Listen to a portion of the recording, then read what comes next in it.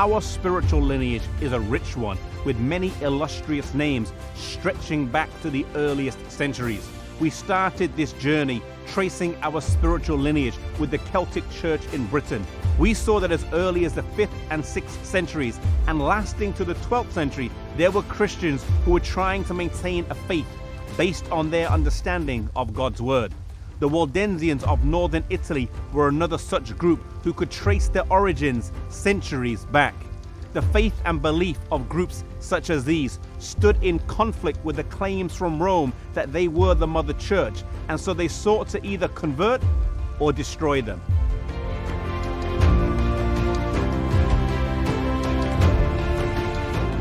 In an era of immense darkness, John Wycliffe arose, the morning star. Whilst he did not start a new church, by translating the Bible and through his teachings, he was able to peel back the layers of night that had descended during the Dark Ages. John Wycliffe was followed by Huss and Jerome, two brave men in Prague.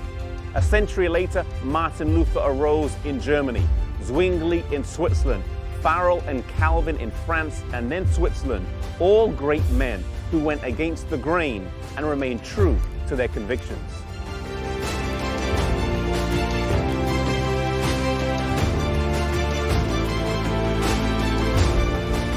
In Britain, William Tyndale would produce a beautiful translation of the Bible, something that would cost him his life.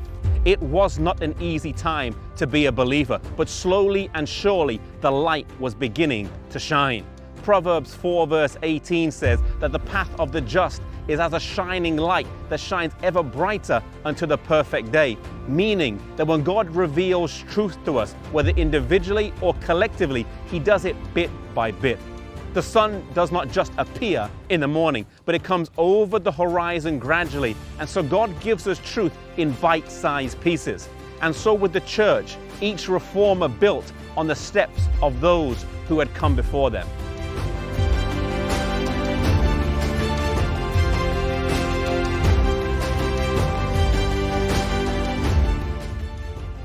The truth of justification, sanctification, baptism, Christian charity, freedom, and the second coming all came back gradually. Each of the reformers did not always agree with each other, but God used each one.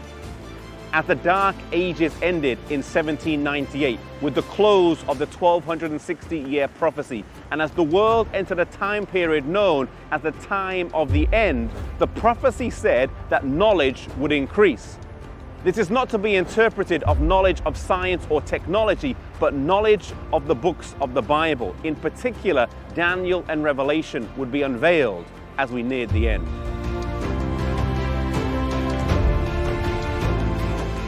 Despite the huge gains that had taken place during the Reformation, Revelation 12 points out that after the woman or the church would come out of persecution at the end of the 1260 years prophecy, that God would have a remnant at the end of time.